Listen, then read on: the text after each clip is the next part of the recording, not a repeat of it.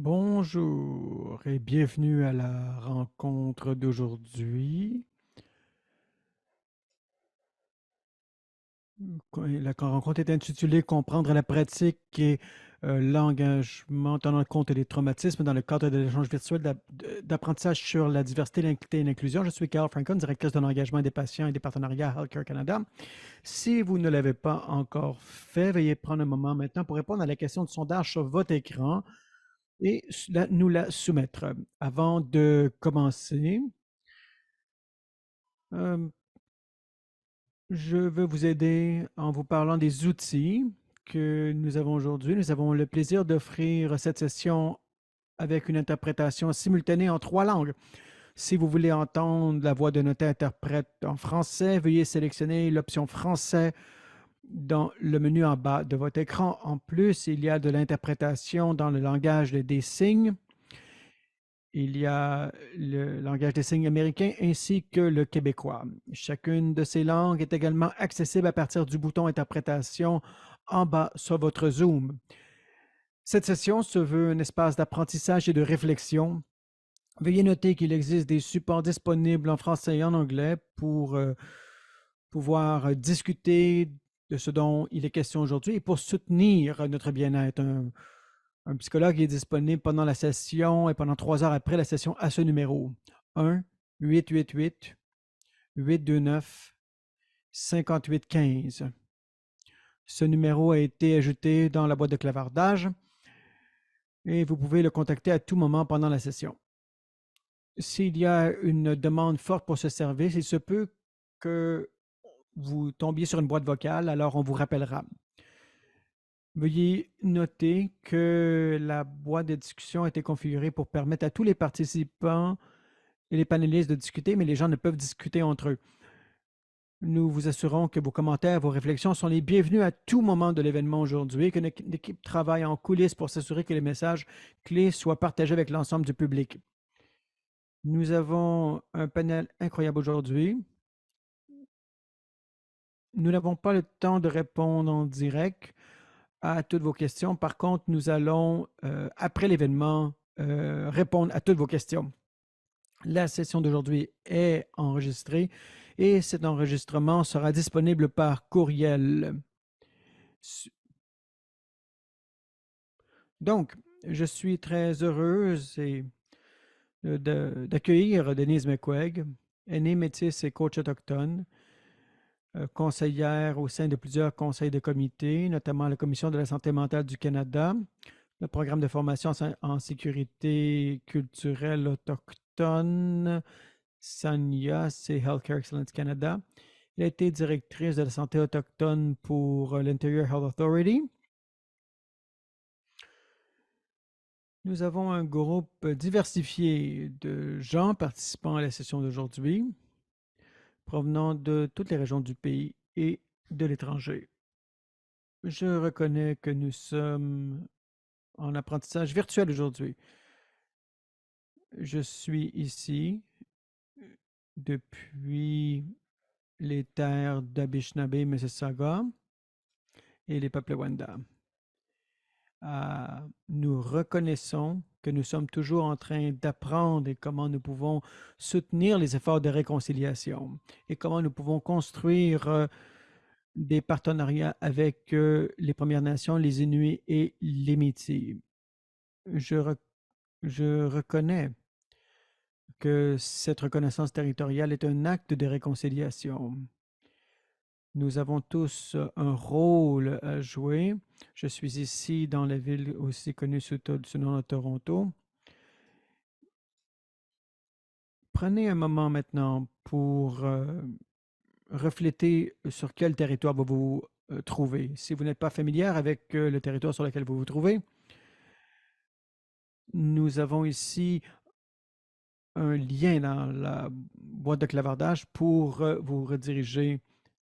euh, donc aujourd'hui, je suis très reconnaissante avec tout le monde qui se trouve ici. Nous sommes ici pour en apprendre, chacun d'entre nous. Ici à Health Excellence Canada, nous voulons soutenir et nous voulons faire soulever des barrières. Voilà ici un parcours où on peut refléter et apprendre. Je sais qu'on n'est pas toujours parfait, toutefois, nous voulons continuer à apprendre. Nous voulons façonner un avenir pour que tout le monde au Canada puisse avoir un service de santé adéquat. Nous avons beaucoup de gens qui sont ici sur l'appel à l'Internet. Il y a près de 3000 participants ici sur cet appel. Nous sommes tous ici pour mieux en apprendre. Et sur ce, je vais laisser la parole à Denis. Merci, Carole. Bonjour à tous. Je suis heureuse de voir que vous êtes ici. Je voulais vraiment prendre le temps de remercier le comité conseil et tous ceux qui ont travaillé à cet atelier. Si vous ne le savez pas, voilà ici la deuxième partie de notre parcours. La première, c'était le Coin Model. Nous avons vu les biais inconscients et toutes les intersectionnalités qui existent au sein des privilèges. Le groupe conseil est fait d'individus qui ont des expériences vécues, des gens qui représentent des organisations pan-canadiennes, ainsi que des conseils provinciaux. Ils ont été clés pour nous aider à voir la façon dont on continue à en apprendre. Donc, je suis vraiment heureuse de voir que l'on peut offrir des soins à ceux qui en ont besoin, à tous ceux qui... Nous avons ici de l'interprétation simultanée ainsi que du langage des signes. Nous sommes très reconnaissants envers tous ceux qui nous aident à créer cet événement. Si vous n'avez pas encore vu la première partie, vous pouvez aller voir sur le site web excellencesanté.ca et vous aurez l'occasion de revoir le tout. Ici, vous allez voir comment l'intersectionnalité au sein du modèle Coin est reflétée dans la façon dont on traite les problèmes de traumatisme. Je vais aussi reconnaître que je comprends que nous devons s'investir personnellement sur l'expérience vécue des autres, ainsi que celui de notre système de santé. L'expérience vécue auparavant, avant de venir nous voir, est essentielle pour le bien-être. Donc, à Excellence Santé Canada, nous voulons soutenir le mois de l'histoire des Noirs. Ainsi, nous pouvons comprendre toutes les expériences vécues de la communauté noire partout au Canada. J'aimerais maintenant prendre l'occasion de vous présenter nos conférenciers. Nous allons être l'hôte de Carmen Shemin, la voix des patients à l'AMC. Carolyn's Focus a travaillé sur les recherches sur l'expérience vécue et l'intersectionnalité. Claire Diamond, Claire est une mère. Elle est une experte qui est aussi auteure et présentateur et elle travaille à l'accès à la santé. L'expérience vécue de Claire vient de la communauté des gens qui ont des tumeurs au cerveau et elle a travaillé sur 3 continents dans plusieurs systèmes de santé. Il y a aussi parmi nous Tammy Wiles-Quiz-Knife qui sera parmi nous elle va nous rejoindre par vidéo. Elle fait partie de la Confédération des Pieds Noirs de l'Alberta. Tammy est une survivante et elle croit que tout est interconnecté. Nous apprécions la perspective de Tammy en tant que donneur de soins. Nous avons ici parmi nous Jake Staratfar de l'Ontario. Jake est un leader de la communauté, est éducateur et il, est, il travaille sur un réseau pour les communautés qui en ont besoin dans les services de santé mentale. Il est transgenre, qui est aussi parent d'un enfant. Son enfant vit avec de l'autisme et a besoin de soins. Ils amènent un soin et une passion à ce thème. Et enfin, nous avons Sudi Bar. Elle est mère, elle est une femme, elle est une conseillère et elle aide les minorités à accéder à des services de santé. Elle est un individu qui travaille et qui a survécu elle-même à un problème de cœur. Nous remercions Sudi ainsi que tous nos conférenciers pour nous soutenir, apprendre et grandir. Et maintenant, je vous laisse la parole, Carolyn.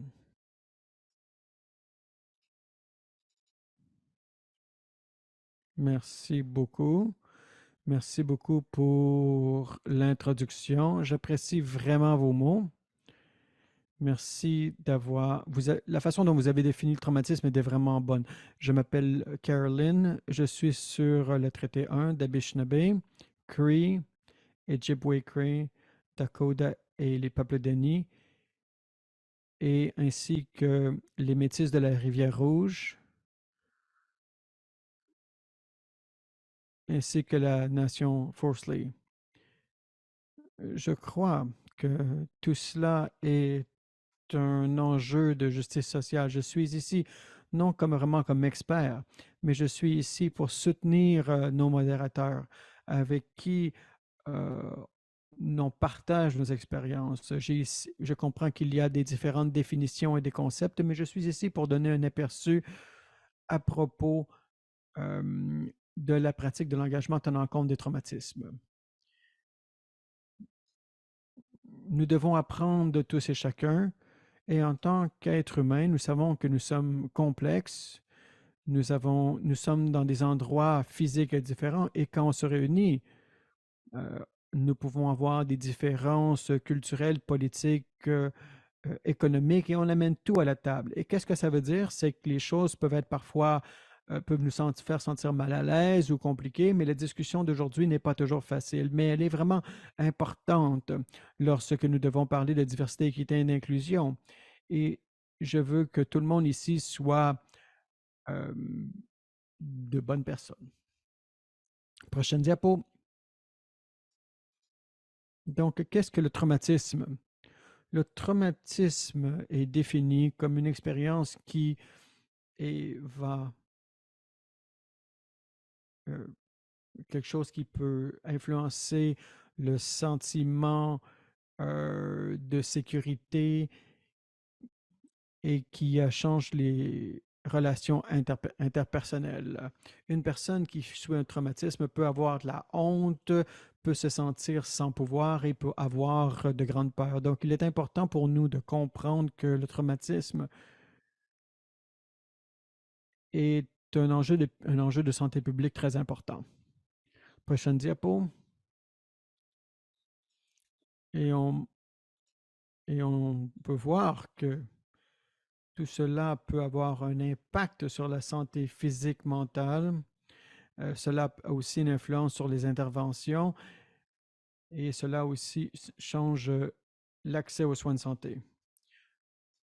Nous devons avoir un service de santé qui puisse soutenir les individus qui ont souffert des traumatismes. Par exemple, il doit avoir des soins pour les gens qui ont senti de l'isolement ou qui sont traumatisés par certains soins de santé qu'ils ont eus.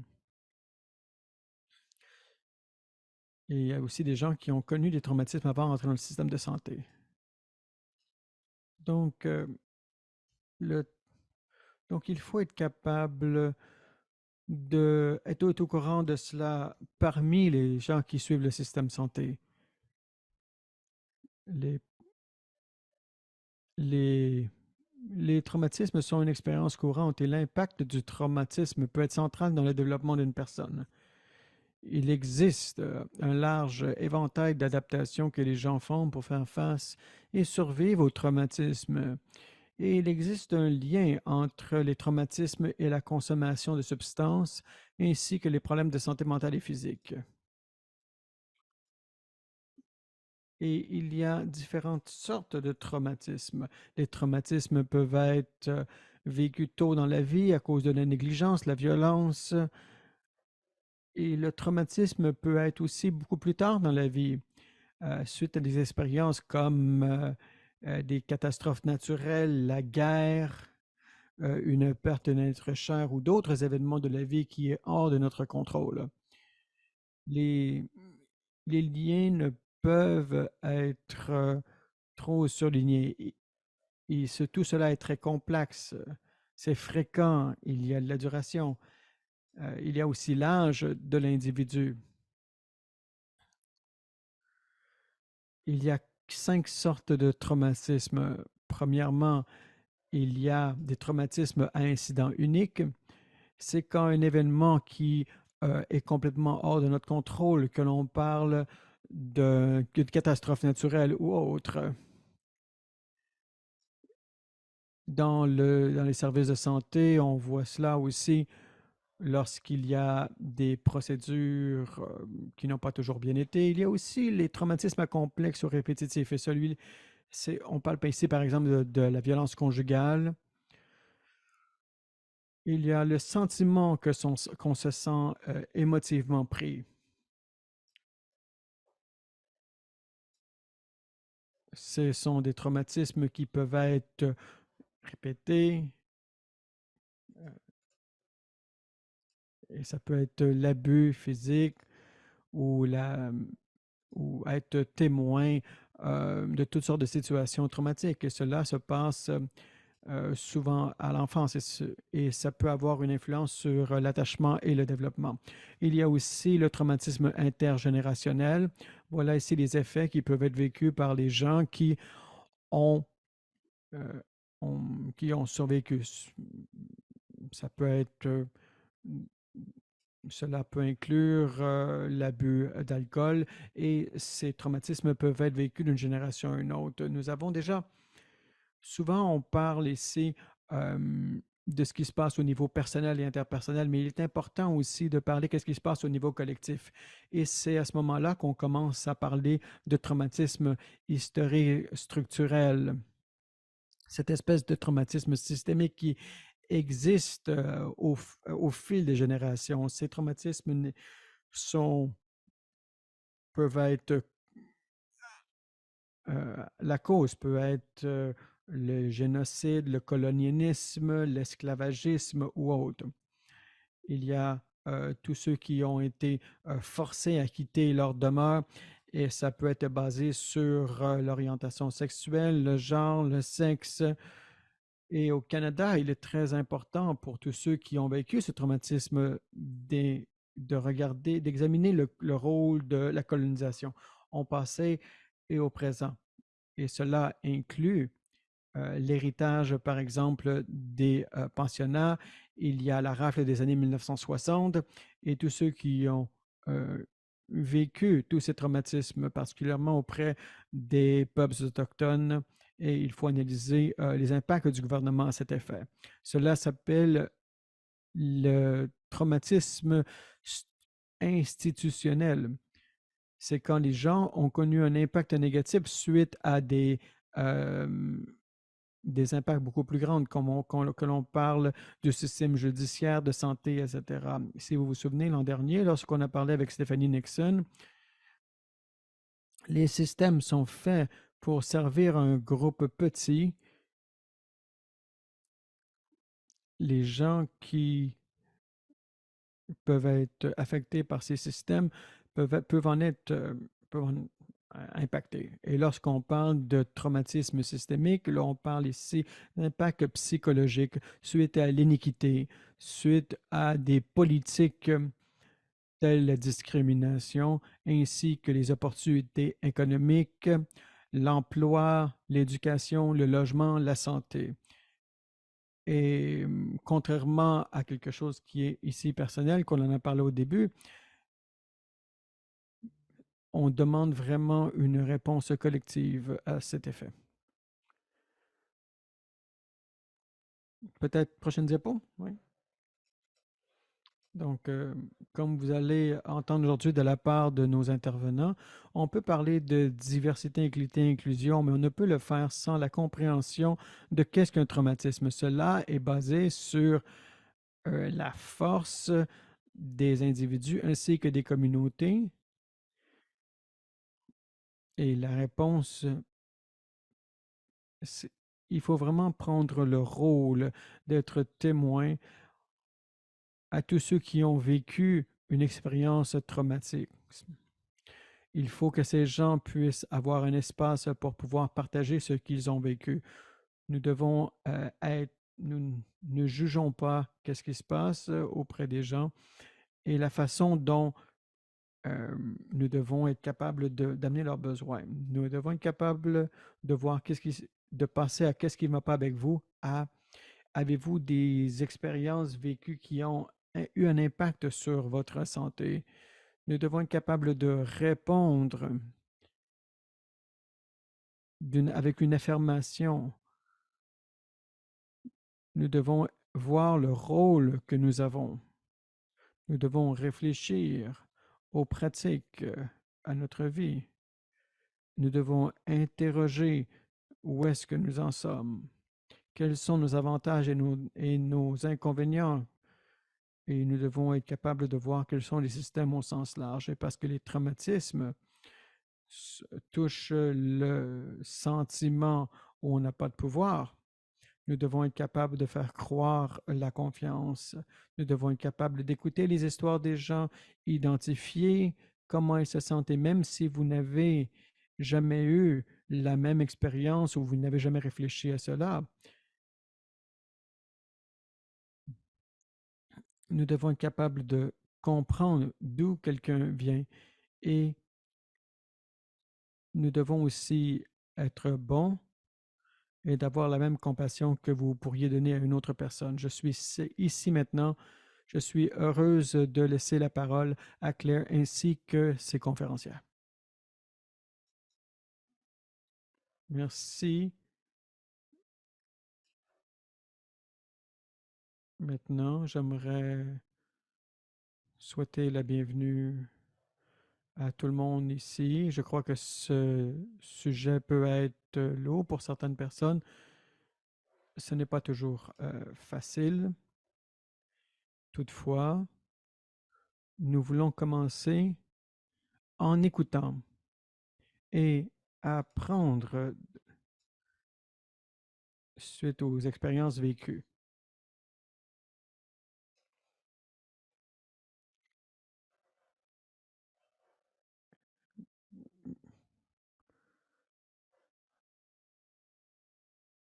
Lorsqu'on pense à ce qui se passe au niveau de l'individu, nous devons accroître notre sensibilité pour être capable de combattre ces systèmes et de faire bouger les choses au sein de la société.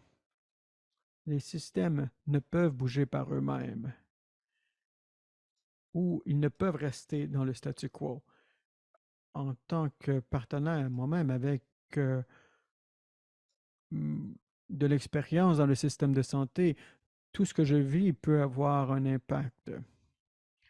Et je reconnais le privilège. Nous allons partager ici du matériel dans la boîte de clavardage pour en savoir plus. Il y a, on parle par exemple ici, tout ce qui se passe selon les avantages, que ce soit si on est blanc, des colonisateurs, et nous devons être capables de reconnaître les privilèges ainsi que les pouvoirs, ainsi que toutes les strates de l'oppression. Et tout cela peut être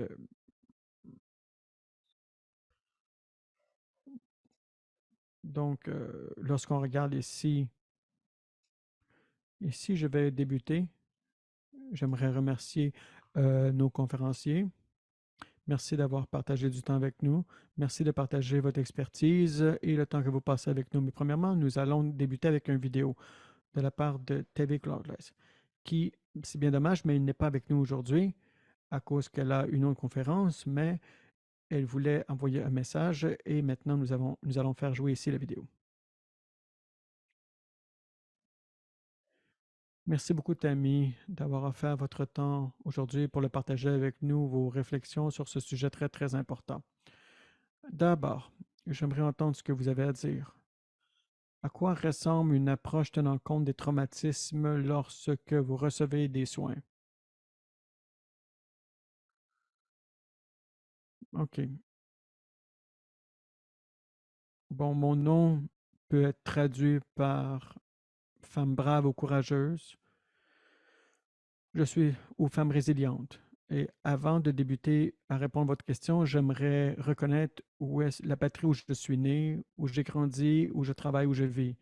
Le territoire traditionnel des Pieds Noirs, qui est composé de la tribu des Sankanaï, aussi connu les, les nations Pékani, et qui comprend le Setana, les Chénikis et les Parspa, les Premières Nations métisses, tout traité dans le traité 7 au sud de l'Alberta. En réponse à votre question claire, lorsqu'il s'agit d'une approche fondée sur les traumatismes et pour ceux qui ont une expérience vécue en tant que membre des Premières Nations, il y a beaucoup de choses à dire. La colonisation a vraiment causé un profond préjudice intergénérationnel. En, tout, en outre, le racisme et les préjugés structurels douloureux existent encore aujourd'hui. Donc, le mal est permanent et il est important que tout le monde comprenne la véritable histoire de ce pays, surtout ceux qui travaillent dans le domaine de la santé. Nous devons désapprendre nos hypothèses socialisées sur les Premières Nations, les Inuits et les Métis. Je peux parler de mon propre contexte, mais chaque famille, individu, communauté, tout le monde est unique. Donc, nous avons besoin d'une approche individuelle. J'ai vu des hypothèses sur la consommation de drogue et d'alcool qui ont un impact négatif sur les soins de santé. Ce n'est pas, il ne s'agit pas de prendre soin des. Il ne faut pas seulement prendre compte des traumatismes, mais il faut laisser les préjugés derrière nous pour arrêter le cycle du racisme. Pour beaucoup de gens, les hôpitaux représentent une institution similaire au pensionnat. Le simple fait d'ouvrir les portes prend beaucoup de force et les gens méritent une approche empathique. Il faut comprendre cela. Être traité comme un objet sans explication et ne pas avoir notre voix entendue. Il y a aussi la peur de ne pas pouvoir quitter notre commune et être entendu compte tenu de notre passé. Chacun mérite de comprendre vraiment ce qu'il arrive. Cela signifie peut-être de prendre le temps de faire un schéma ou d'avoir un interprète. Voilà un droit de la personne fondamentale. Expliquer le pourquoi avant chaque intervention, y compris le toucher physique. Le contact visuel peut être minimal, mais ce n'est pas un manque de respect. Cela ne signifie pas nécessairement que l'information n'est pas comprise, mais vous devez toujours vérifier le niveau de compréhension de ce qui est absorbé. Il est difficile de comprendre que lorsque nous sommes confrontés à la peur et à la méfiance, cela peut se présenter de manière différente. Je pourrais continuer, mais voilà ici les deux éléments clés. Nous devons être capables de comprendre et agir avec conscience et empathie. Et c'est la raison pour laquelle vous avez choisi une vocation dans le domaine de la santé, pour ne pas passer de jugement. Merci, Tammy, de décortiquer qu'est-ce qui se passe. Merci d'avoir autant de sagesse. Je suis curieuse de savoir la façon dont vous vous êtes engagé dans le système de santé. Peut-être vous avez travaillé sur un projet de recherche, sur une initiative d'amélioration ou d'autres. Pouvez-vous nous dire à quoi peut ressembler cette approche de traumatisme? Ou peut-être que vous avez des exemples pour voir à quoi pourrait ressembler une approche du traumatisme en connaissance de cause lorsque vous travaillez avec d'autres personnes pour apporter des améliorations dans le système de la santé. Peut-être que vous aimeriez partager certaines de ces informations avec nous. Oui, alors beaucoup de ce que j'ai dit juste avant s'applique à la recherche et à l'engagement également. Et donc, je pense que c'est important d'être bien informé. Et donc, ça, c'est très, très important. Il y a beaucoup de dommages, de préjudices qui ont été provoqués par le passé. Il y a beaucoup de manque de confiance, aussi beaucoup de douleur.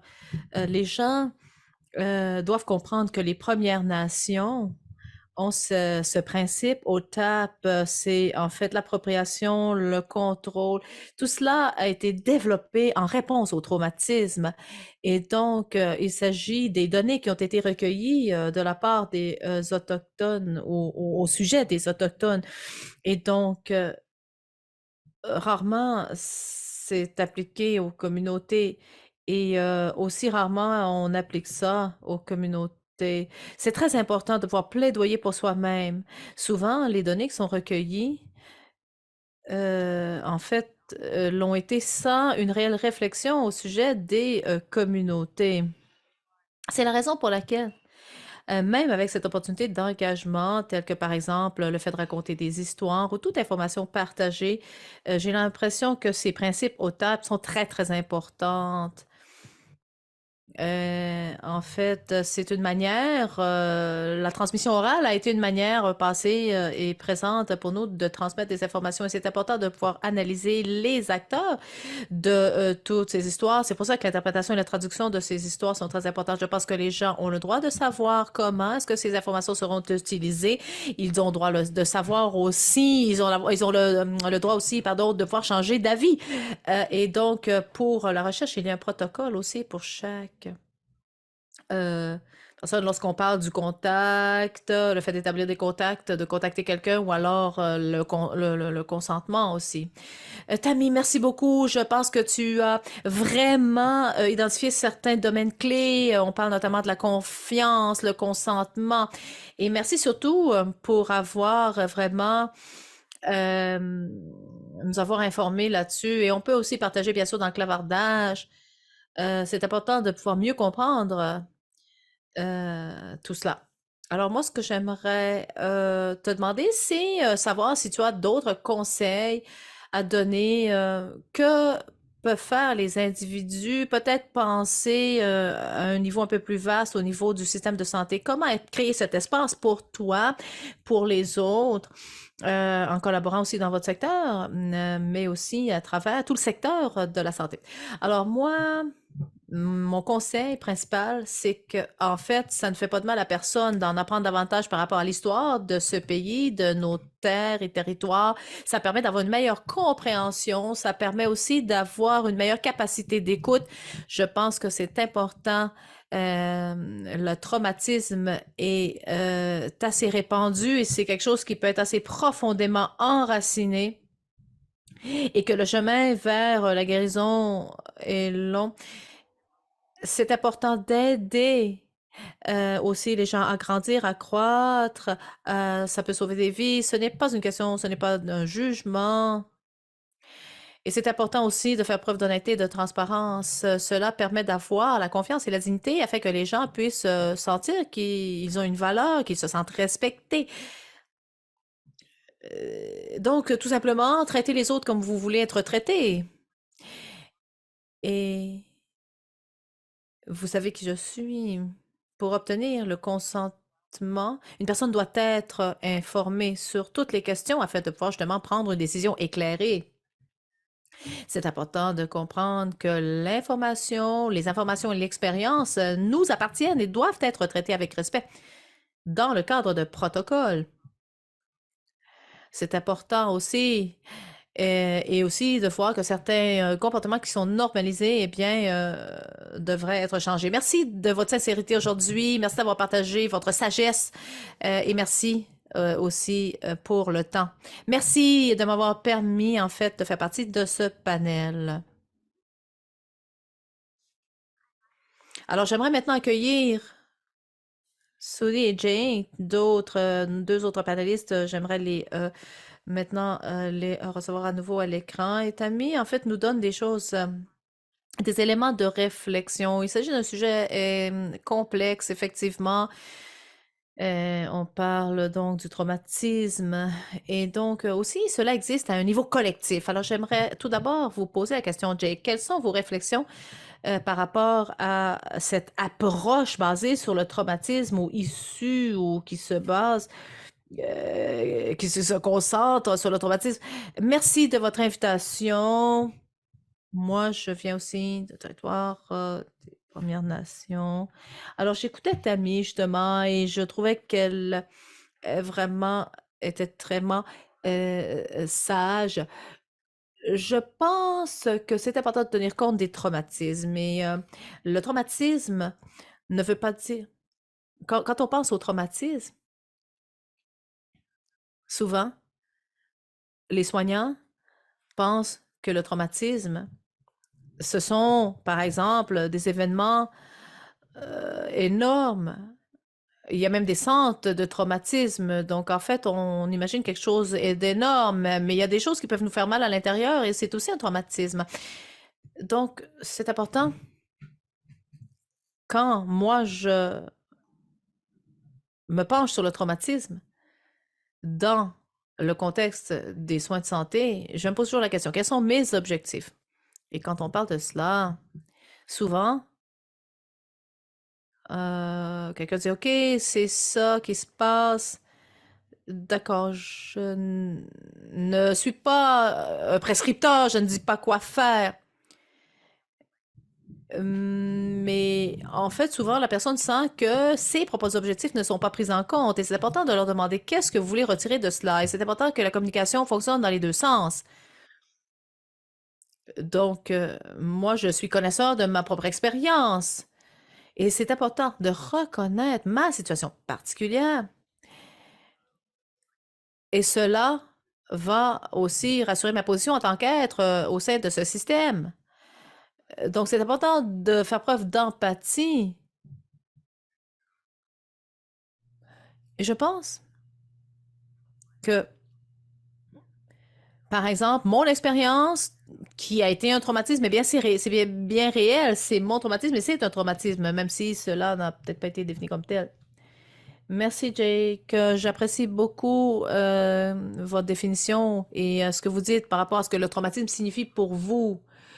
Et donc, ce que Tammy a dit, à quoi ressemblerait cette approche basée sur les traumatismes ou qui tient compte des traumatismes? Eh bien, pour moi, personnellement, j'aimerais reconnaître que je suis sur les territoires du traité 6. Ceci étant dit, ce que Tammy a dit vraiment m'a impacté parce que ce qu'elle a dit était plein de sagesse et cela englobait tout ce que le traumatisme signifie pour de nombreux d'entre nous. Dans mon parcours santé, j'ai reçu des soins qui sont communiqués d'une façon qui soit compréhensible, exempt de tout jargon. Je dis cela parce que trop souvent, les soignants, bien sûr, c'est leur métier, c'est leur profession, c'est leur vocation et le langage spécifique ou technique fait partie de leur manière de communiquer. Mais nous, en tant que patients, eh bien, ce n'est pas toujours facile à digérer, si vous voulez. Donc, c'est la raison pour laquelle j'aimerais encourager que les soignants voient un petit peu plus l'image globale, qu'ils communiquent avec une vision, qu'ils expliquent clairement d'une façon, parfois non verbale, qu'ils puissent expliquer avec des analogies qu'ils puissent finalement combler le fossé qui existe au niveau du langage et aussi de tenir compte du fait que l'anglais n'est pas la langue maternelle de tout le monde. C'est un pays de migration, d'immigration, de multiculturalité et parfois, eh bien, l'anglais peut constituer, ou la langue en général peut constituer une barrière euh, quand on s'adresse à quelqu'un. Donc, par exemple, lorsqu'une famille qui reçoit des soins, je ne suis pas un individu euh, seul, je fais partie d'une famille et mon identité est liée au groupe de personnes auxquelles j'appartiens. Donc, j'aimerais bien sûr que les soignants se voient dans ce modèle de soins, c'est-à-dire qu'ils fassent partie, qu'ils montrent qu'ils font partie aussi de cette communauté. Et j'aimerais aussi reconnaître que la colonisation a porté préjudice et a aussi participé à l'instabilité de l'humanité, a créé aussi une différence entre les soignants comme étant ceux qui donnent et les patients, les soignés qui sont ceux qui reçoivent. Voilà, je suis très contente de faire partie de ce panel aujourd'hui. Merci beaucoup. Tu as parlé de la communication et aussi quand Tammy a dit tout à l'heure, quand elle a parlé du pourquoi avant chaque interaction, pourquoi cela est important. Comment nous, en tant qu'individus, nous recevons les soins? Je pense que définitivement, c'est un sujet qui revient. Alors, Jack, pour revenir vers toi, tu as parlé de ce à quoi pourrait ressembler donc une approche qui tient compte des traumatismes. Est-ce que tu pourrais dire comment est-ce que tu as été impliqué dans le système de soins au-delà des soins personnels? Est-ce que tu as travaillé dans le cadre, par exemple, de projets de recherche? Qu'est-ce qui constitue une approche tenant compte des traumatismes? Merci, oui, tout à fait. Alors, moi, je suis soignante dans le domaine de la santé mentale. Et pour moi, je pense que dans le cadre de ma recherche, je suis toujours très prudent. Je regarde quel est le type de recherche dans lequel je participe, quels sont les objectifs et les personnes qui vont faire partie de cette recherche. C'est important de comprendre aussi l'historique, les préjudices portés par des recherches, certaines recherches, particulièrement en ce qui concerne certains groupes minoritaires. Et souvent, en fait, les gens ne comprennent pas où va aller cette information. Est-ce que l'information qu'on me demande, est-ce que ça va être confidentiel? Est-ce que tout le traumatisme que je vais devoir raconter encore une fois et revivre tout cela, est-ce que ça va valoir la peine? Donc, je pense que c'est important d'être prudent à ce niveau-là et de ne pas faire de recherche juste pour faire des recherches. Moi, je pense que ces soins qui tiennent compte du traumatisme sont très importants. C'est aussi important de mettre sur pied une équipe pour les soins genrés. Et on essaie de mettre sur pied donc un système, l'organisation.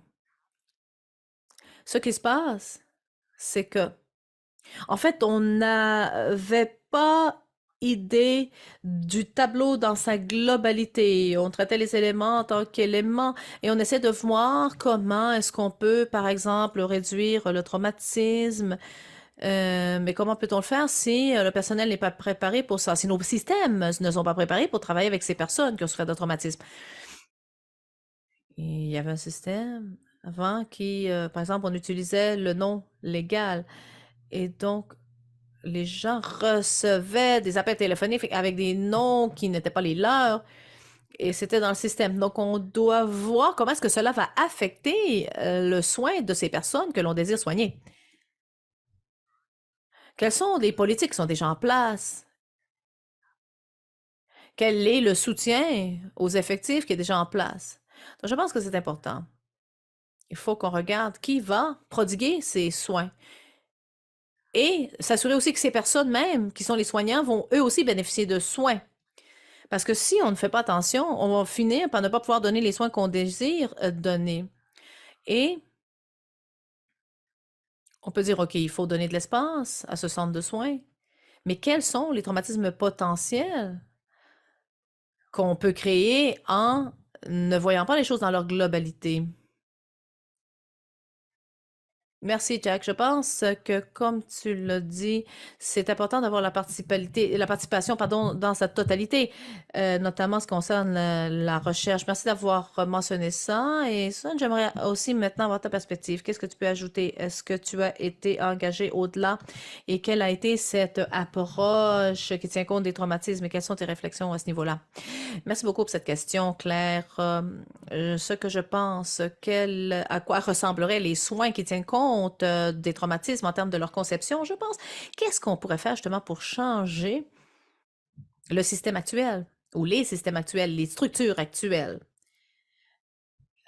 Juste par exemple, l'organisation des centres de soins de santé pour qu'on puisse vraiment garder ces éléments à l'esprit des soignants. Et j'aimerais partager certaines choses que moi-même je ferais qui, d'après moi, je pense, pourrait eh bien, aider et pourrait contribuer à l'amélioration de la qualité des soins. Il s'agit d'une citation notamment de Tanya Joxi, qui a dit que les participants dans un environnement qui ont été conçus pour une population imaginaire ou imaginée, eh bien, ne sera pas à la hauteur lorsque la population non imaginée ou qui n'a pas fait l'objet de l'intention, eh bien, ne se présente pas. Donc, nous avons tous certains privilèges, de manière générale, même si nous ne sommes pas tous pareils. Et lorsqu'on se pose la question, à savoir, est-ce que j'ai eu, est-ce que j'ai eu pour intention de faire quelque chose qui n'était pas dans l'intention? Et une autre chose qui me vient à l'esprit, c'est en fait cette théorie sur la vulnérabilité. Lorsque la vulnérabilité est comprise comme étant une constante universelle, eh bien, la tâche devient d'explorer les stratégies par lesquelles on peut atténuer justement cette vulnérabilité. Donc, les êtres humains ne seront pas rendus ni plus ou moins vulnérables en raison de leurs caractéristiques, en raison des différents stades où ils se trouvent dans leur vie, mais parce qu'ils sont de manière inhérente vulnérables, tout simplement parce qu'ils sont humains. Et donc, le système de santé est là pour nous protéger, pour nous aider, et l'humanité, eh bien, est ce dénominateur commun et qui explique pourquoi ces personnes qui sont devenues soignants, eh bien, sont entrées dans cette profession.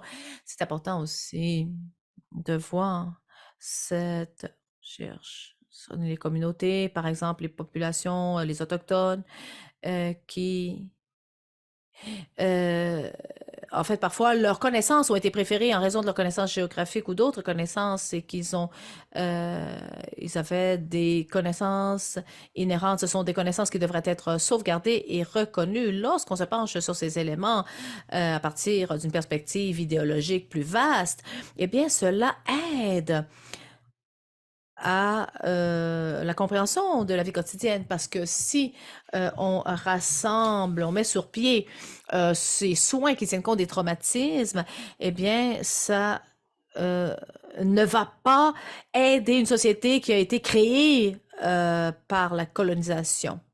Merci beaucoup d'avoir partagé ces impressions. Nous avons parlé de la vulnérabilité. Cela, vraiment, m'a touchée parce que le fait de comprendre la vulnérabilité est tellement important. Et je pense que pour moi, comme Caroline l'a dit dans sa première diapo, lorsqu'elle parlait de la manière où on s'ouvre, on devient vulnérable les uns face aux autres. Je pense que c'est très important lorsqu'on parle justement de cet engagement et qui tient compte de la vulnérabilité. Je pense qu'en tant qu'être humain, c'est justement comme ça qu'on interagit. Alors, il y a des discussions à différents niveaux. Vous commencez à comprendre certains éléments et après, il y a toujours d'autres choses qui surgissent. Différents domaines aussi qui sont en intersection les unes avec les autres. Sur la base de ces présentations et ce dont Caroline a parlé et Tammy aussi, quels seraient les conseils clés que tu donnerais à nos participants aujourd'hui, à ce qu'ils pourraient faire en tant qu'individus et de penser aussi au système de santé, au niveau de système de santé pour pouvoir créer cet espace sécuritaire pour vous et pour les autres. Lorsque vous collaborez à travers tout le système de santé. Eh bien, je pense que je pourrais parler des semaines sur ce sujet. Lorsque je regarde tout cela et lorsque j'entends ce que Tammy a dit et les autres intervenants, tout d'abord, on doit reconnaître l'histoire. Deux, on doit accepter la vulnérabilité en tant que soignant. On ne sait pas tout et c'est pas grave. Vous pouvez toujours apprendre, vous former davantage et vous pouvez même dire aux patients qui se trouvent devant vous, eh bien, vous savez, je n'ai jamais rencontré une telle situation comme la vôtre et je vais faire des recherches et je vais m'informer. Donc, parfois, il y a des gens qui ont besoin de soutien parce que c'est quelqu'un qui a souffert. En fait, ce qu'ils disent, ce qu'ils essaient de vous dire, ces personnes, c'est qu'ils ont besoin de vous. C'est donc très important d'essayer de comprendre leur traumatisme, qu'est-ce qui se passe chez eux en tant que personne. Et je pense que ça, c'est très, très important pour ces espaces individuels. Lorsque vous leur donnez à ces patients des informations, mais qu'ils choisissent de ne pas utiliser cela, essayez de comprendre pourquoi c'est le cas, mais non pas à travers le jugement. Peut-être vous allez leur prescrire un médicament qu'ils ne peuvent pas se permettre de payer. Donc, je pense que c'est très important de se pencher sur ces choses et d'examiner ça. Je pense que d'une manière systémique, je pense qu'il y a beaucoup d'espace à réflexion.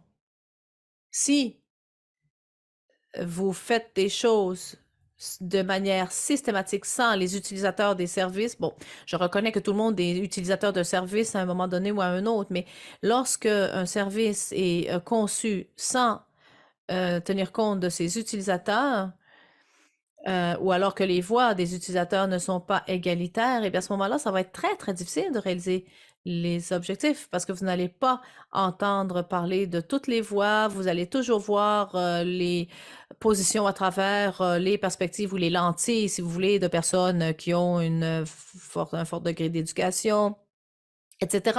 C'est important de pouvoir voir les choses à partir de la perspective de ces personnes qui, justement, ont besoin des soins, particulièrement dans le contexte des soins qui tient compte des traumatismes. Donc, je pense qu'il y a beaucoup de choses et beaucoup de changements qui peuvent survenir, mais c'est important de pouvoir voir les choses à partir de cette perspective multiniveau. Et cela doit venir, premièrement, du patient.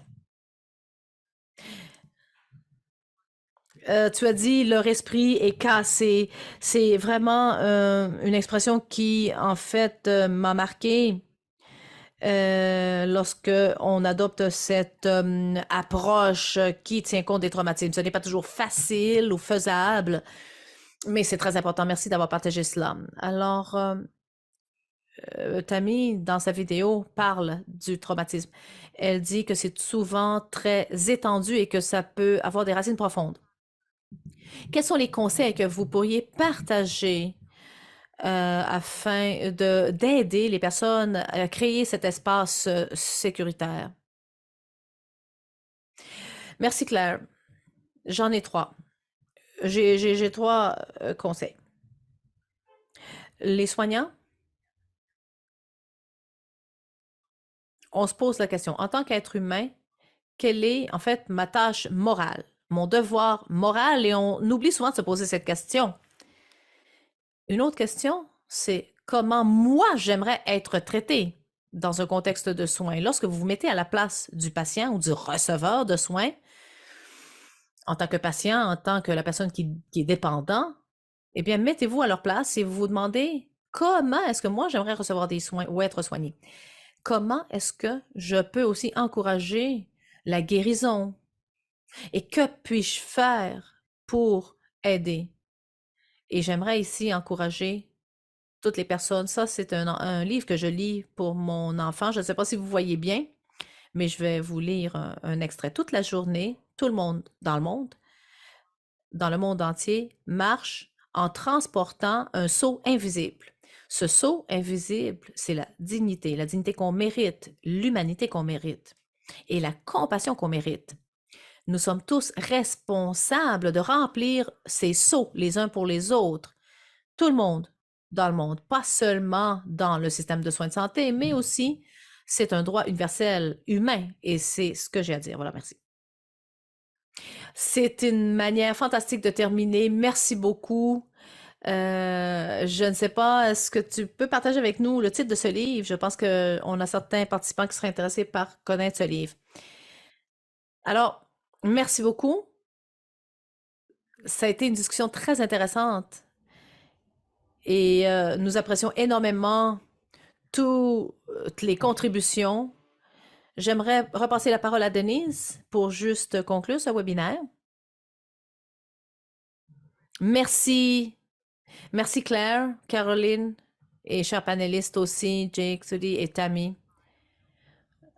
Je ne sais pas qu'en est-il pour vous, mais moi, j'ai pris des notes copieusement et je vois aussi dans le clavardage qu'il y a certaines questions. Je peux vous dire d'ores et déjà que le contenu de ce webinaire, l'enregistrement ainsi que les vidéos seront partagés. Alors, nous avons appris de Caroline que les pratiques qui tiennent compte du traumatisme, eh bien, il s'agit d'une justice sociale active. Elle a dit que c'était très important dans le contexte notamment de la diversité, de l'équité et de l'inclusion. J'ai pris note également de son interprétation du fait que le traumatisme n'est pas seulement la capacité de l'individu à lutter et qui résulte de son expérience, mais cela est basé aussi sur la force et sur la résilience et sur l'idée que la guérison est bel et bien possible. J'ai écouté aussi Tammy, j'ai pris aussi quelques notes, y compris ces défis, c'est-à-dire désapprendre nos suppositions sociales en tant que peuple métis et indigène et autochtone, pardon, et d'encourager aussi à vérifier nos propres stéréotypes et nos propres billets, de prendre le temps aussi de ralentir, d'expliquer les pourquoi avant nos interactions lorsque nous prodiguons des soins. Et elle a dit autre chose aussi qui, d'après moi, était intéressant et qui m'a mis au défi. On ne doit pas agir en tant que juge et jury.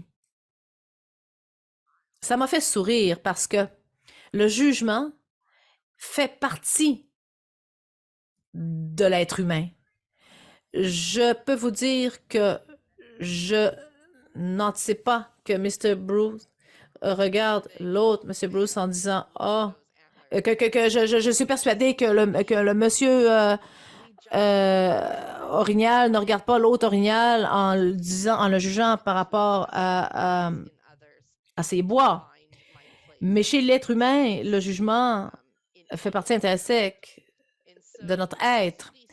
Et donc, les commentaires de Sudi, on a parlé du juge, elle a parlé des juges et des jurés. Je pense que c'est important. Donc,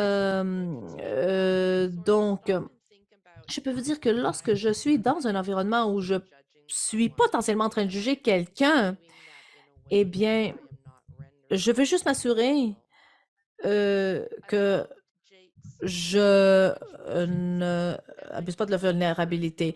Lorsque Jake a dit le pouvoir du choix et le fait que le patient est aussi quelqu'un qui détient des connaissances, les panélistes ont parlé de la recherche en tant qu'un contributeur et ce sont des principes très importants. On parle notamment de l'authenticité.